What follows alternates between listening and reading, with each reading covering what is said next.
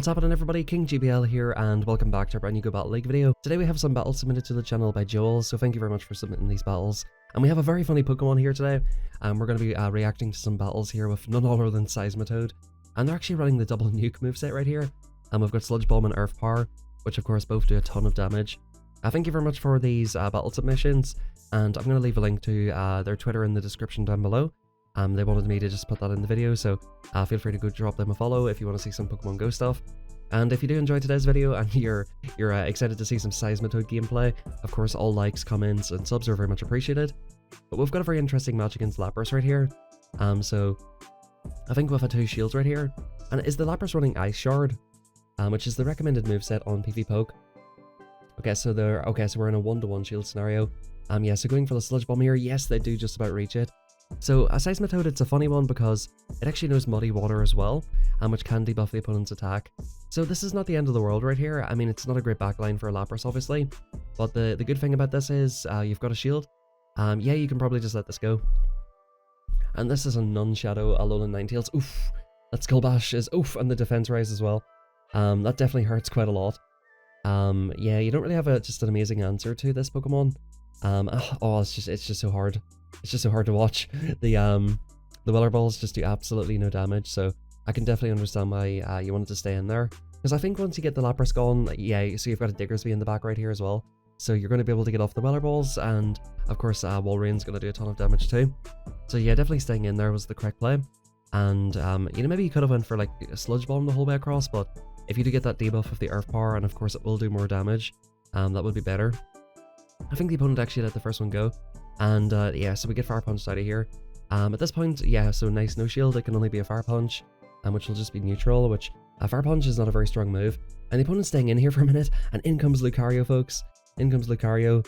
He is not going to enjoy this Earthquake. Let's have a look. Boom. Good night, Lucario. I will see you next time. And back in comes Diggersby.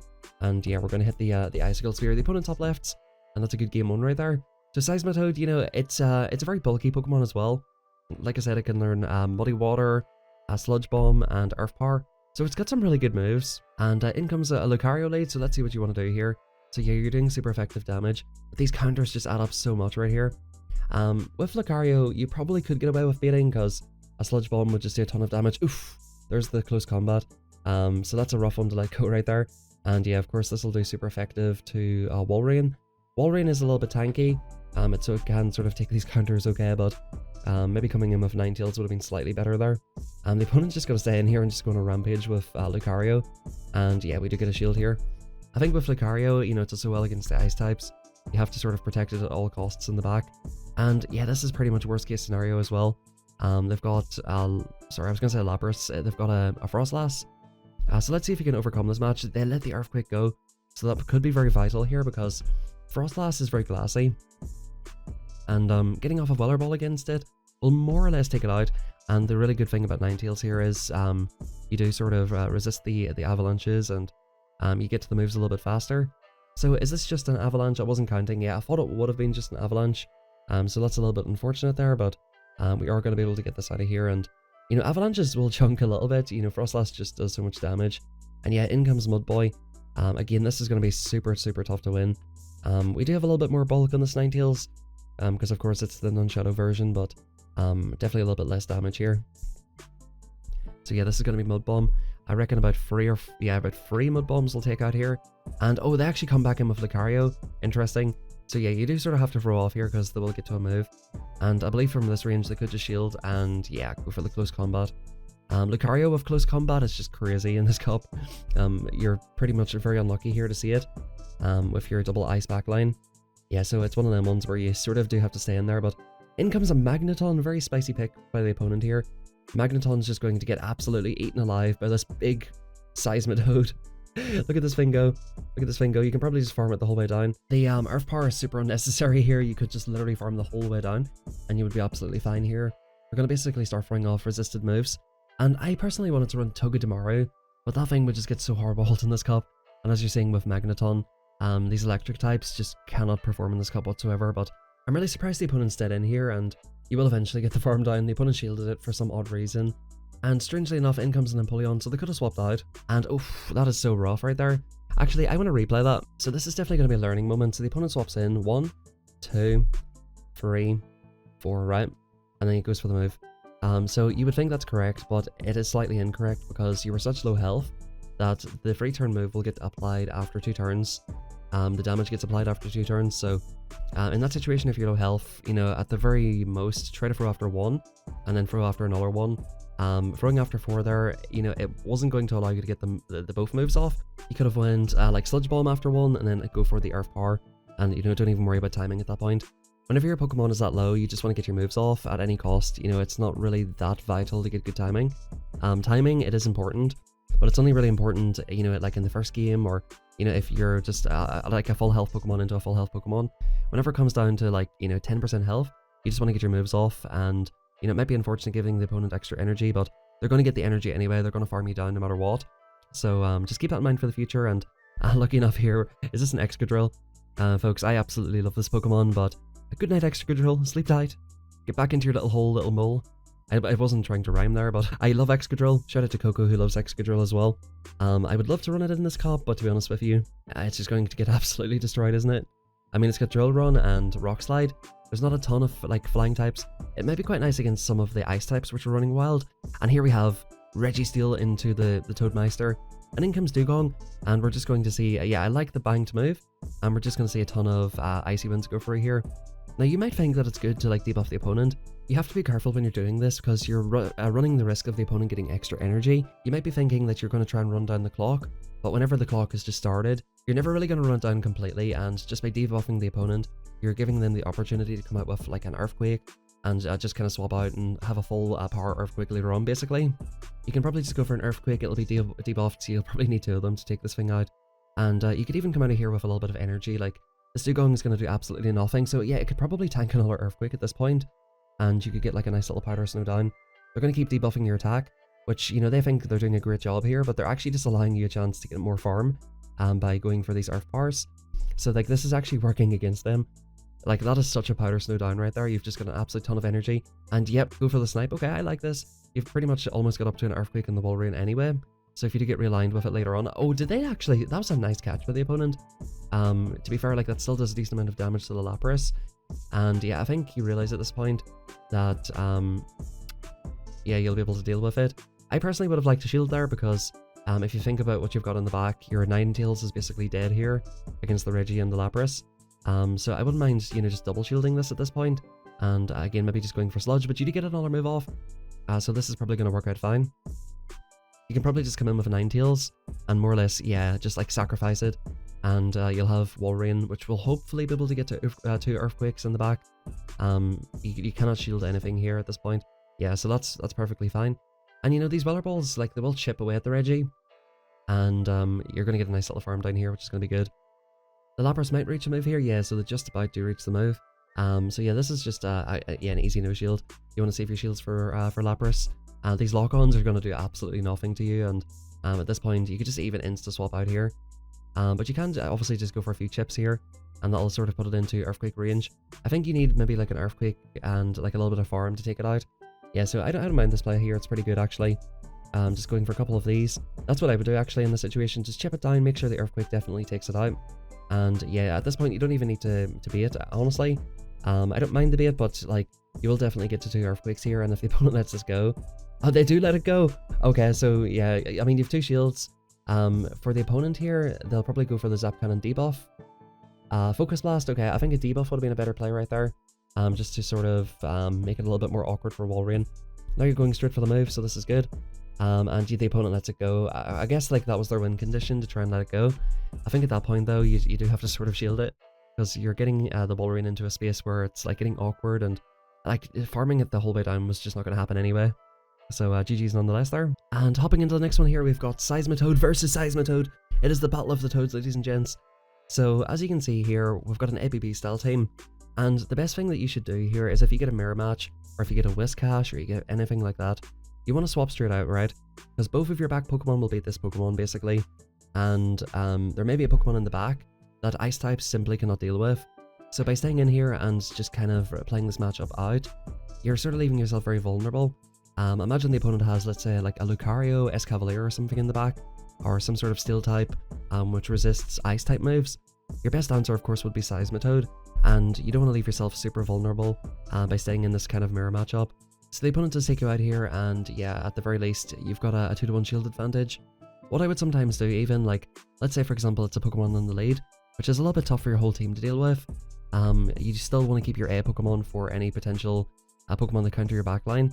So you can always like stay in a little bit and like maybe throw off one move, get a shield off them, and then go into one of your ice types or whatever B Pokemon you're using. That way you can draw out something, come back in with your like half health A Pokemon, take that out, and then maybe like, you know, potentially you will get farmed down or get off a move against whatever comes in, and you'll be able to flip that matchup a little bit better. There's a few different things you can do, but at the very least you just want to make sure that you're not getting completely hard walled in the back and leaving yourself with no chance. So the opponent's going to throw off a Power Whip here, and yep, throw one Powder Snow and then throw, which is good timing. For those of you not really aware of this concept, because it's something I only sort of realized a couple of months ago when I started getting into Go Battle League a little bit more, you know, depending on what sort of turn move the opponent has, you need to throw after a certain amount of your moves to not allow them to get extra energy. Looks like we have a Skarmory in the back here, so this actually worked out fine. But just in general with the ABB teams, you do sort of have to be careful. But if you're, let's say if you're using a 2-turn Pokemon, which I personally prefer using, which is easier to use, you want to throw your energy after 1, 4, or 7 moves if you're using a 2-turn move into a 3-turn move, which won't allow the opponent to get any free moves through, which of course would give them energy. Per Skarmory here, there's not really a whole lot they can do. Shout out to Skarmory, I feel like that is still an underrated pick in this cup here. By the way, these battles are all out of order. I downloaded them randomly and I'm just kind of like throwing them in here, so if the sets don't really make any sense, I do apologise, but we've got another Registeel lead, which you'd love to see. Come here, Reggie, come here. Let me see you with my Seismitoad. I've actually sped these battles up a little bit more as well, so if you're noticing they're a little bit faster. I just thought there was 5 battles, but as it turns out there was 10, so look at the damage, you love to see it. I'm happy with a shield right here. I mean, you could let it go. You could let it go. Yeah, so like you can just stay in here, and in comes Frostlass. Going for the big Earth power on Frostlass. This will basically guarantee a shield here, which is absolutely beautiful. Getting wee snaps here from Tessa. I'm sorry. I hope you snapped Tessa back. That just cracked me up, I'm sorry. But what's happening here? Okay, so we're battling. Okay, so yeah, what is this? Is a Shadow Ball? Is it okay, it's an Avalanche? Okay. Right, so I've gathered my bearings here, and yeah, oh, that's so unfortunate they do reach the move. You will be able to survive another Avalanche, no problem, as you just witnessed. Oh no, that is the Shadow Ball, see, like, I'm just not paying attention. So, nice shield there by Joel, GG's. This will take out the Frostlass, and let's see what they come in with here. Probably Registeel, yeah. So, like, Registeel's probably not going to get to a move, so they're basically just kind of sacrificing this for nothing, really. When you're in the position they shielded, that's not good. You really should not be shielding that. You either come in and try and absorb the energy, or you... yeah, that's definitely an interesting one. I think you realize they're probably weak to ice in the back, which they are, so you can just kind of let that go and just come in with Wall Rain, which is absolutely perfect. And yeah, this is going to be pretty straightforward from here, just Icicle Sphere spam. They can throw Earthquakes, you can eat an Earthquake as well at this point, so you can just, yeah, you can just no-shield this, yeah. I love it, get a little bit of a flex going here. You know, it's not the most enjoyable Earthquake in the world, but like, there's no way they can farm you down from this range, and Wall Rain, it is a big tanky beast. You know, shout out to Wall Rain and Skarmory. That used to be the flying and sort of ice meta back in the day, back when I first started getting into this league. Do you guys miss that sort of meta, or do you guys prefer it how it is now with like the Noctiles, Lanturns, and just the kind of core we have now? I personally have always been a fan of Noctile. I don't know, I like the design of it, it looks very cool, and of course it knows like Shadow Ball, and in Go Battle League before it got buffed, it was a Pokemon that I used fairly often, so whenever it got buffed I was pretty happy. But of course, you know, with Noctile, Lantern, and the core that we have now, it is a little bit awkward. So we have Ninetales on to Marshtomp right here. Marshtomp is a funny Pokemon here. It does a lot of damage. You're going to see this Mud Bomb. Okay, it's a Mud Bomb. Even the Mud Bomb does a lot of damage. And of course, it can use Surf, which would do even more. I feel like in the right circumstances, Marshtomp would just go completely crazy. The only problem with it is just super glassy and cannot take a hit whatsoever. It's going to win CMP here, of course, and this should just be a Mud Bomb, so you should be absolutely fine right here. Marshtomp's going to fire this off, and you, unfortunately, did get the CMP. That is just an unfortunate one. If you are counting your moves, you can always sort of try not to CMP. That way you can begin a farm down, and Reggie's going to get a huge farm down right here, which is going to be brutal for you. They're going to come out of here with a Focus Blast or a Zap Cannon, which will basically instantly threaten your Seismitoad. So like, I honestly would not mind a swap out. even like a swap out to a Wolverine or something, because you're not gonna be able to do any half decent moves to it there. At least with Wolverine, you're threatening something. And yeah, you know, right here they've come in with the Whiscash. I sort of do like that you banked up the moves there. And yeah, they're going to start firing off mud bombs. Wolverine is quite bulky here, but this is going to be tricky. The opponent has 2 shields, and these icicle spears don't do the most damage in the world, so they're probably just outpacing you in damage here, just about. And of course they got ahead in energy a little bit too, so it is looking a little bit tough here. I think the opponent is probably realizing that the win condition is with Reggie. If the opponent does decide to shield here, it would be a big mistake for sure. And yeah, so they're going to get off another mud bomb here most likely, and that will just about take out the Wolverine. So of course you do have to let this go at this point, and yeah, in comes the mud bomb. So right here, okay, so that was definitely very unfortunate there. I think you needed to get your move off because you were up to pretty much like 100 energy. Yeah, so I think at that point you just need to get rid of it. I do like the attempt at the undercharge, but it's a Reggie. They caught on the Reggie. That is brutal.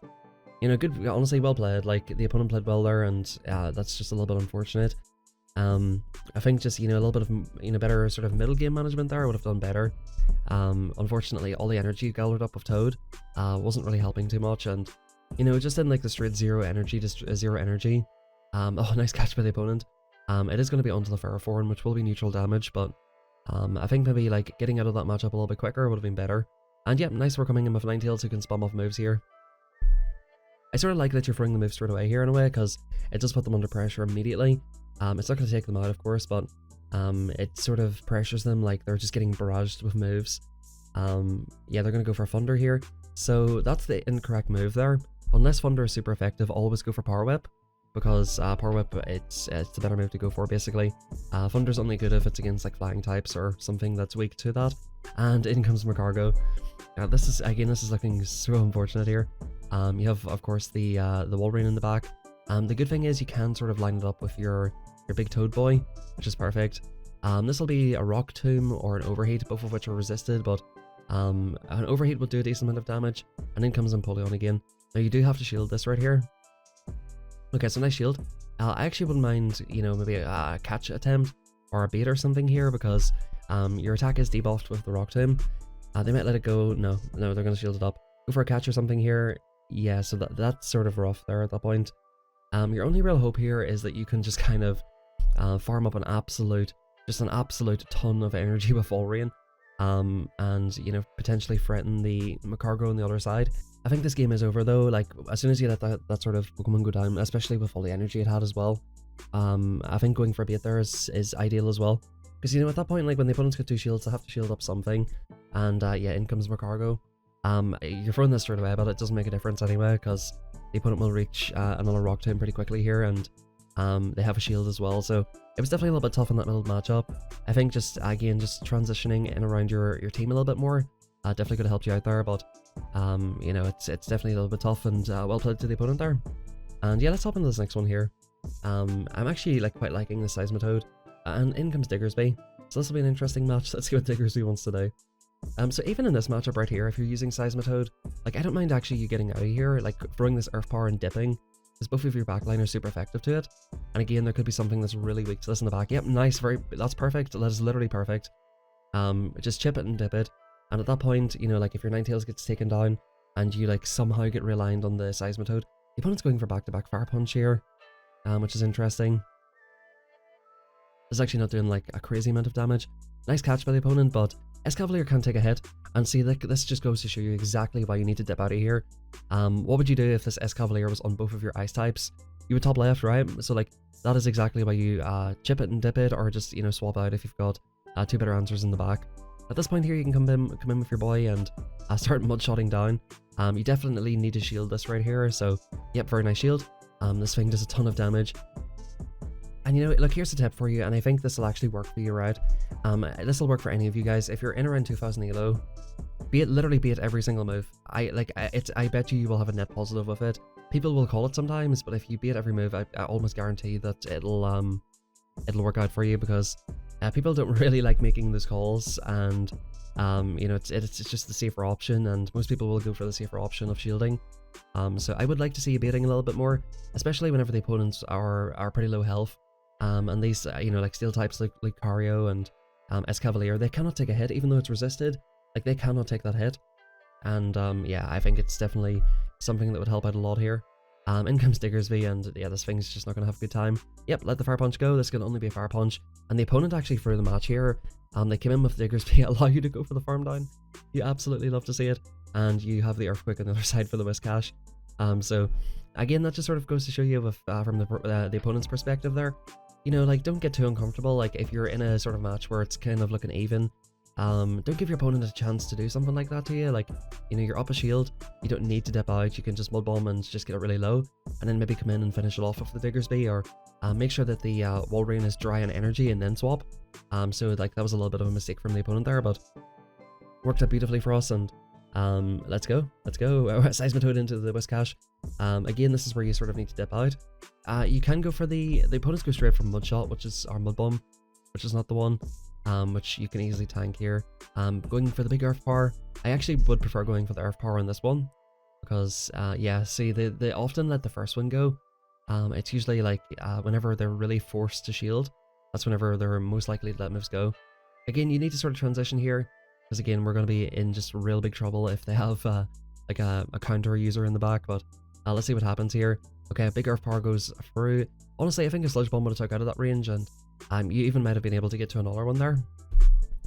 So, GG's there. You can go for at least a decent farm down, and you've got a 2-to-1 shield advantage. The good thing here at least is you've got 2-to-1 shields, and you have a Walrein in the back, which does no Earthquake. So that is kind of like your last out here, so to speak, if you come up against something that's rough. The opponent does come in with Claydol, which is an interesting one, so this is looking very positive if they're coming in with this thing. This thing can take a ton of damage though. So you're going to have to throw off probably 2 Icicle Spears plus maybe like another 3 or 4 Powder Snows just to fully take it out. 1, 2, okay, so 2. So yeah, Claydol, like, it was just absorbing damage. And then comes Skarmory. Of course, these are neutral, but you can just spam these off like crazy. And this is going to look very comfortable for you, I think. Yep, so they let that one through. Yeah, the opponent's just in a rough spot here. There's just nothing they can do, really. And that's going to be a GG. Guys, thank you very much for watching the video. Hope you all enjoyed. If you did, drop a like in the video. Like I said, follow Joel on Twitter if you wish to. Link in the description down below. We also have channel memberships and a Discord community, so feel free to check this out if you're interested. And of course, submit your own battles and I will react to them sometime in the near future. So one last thing, it's Go Battle Weekend this weekend. So on Saturday, March 25th, you'll have 25 sets where you can get extra Stardust. There's going to be like a research and an extra paid research for a ton of Stardust. You're definitely going to want to try that out if you're looking to gain Elo. If you're looking to gain Elo, or if you just want to get a ton of Stardust, this is one of your best opportunities in the entire season. The Mountain Cup's a really good meta, and if you want to climb, you have to do it this weekend. Honestly, it's going to make a huge difference if you can get some wins in there. But that is it, guys. Thank you for watching. Have a fantastic rest of your day. Drop a like, drop a sub, and I'll catch you all next time.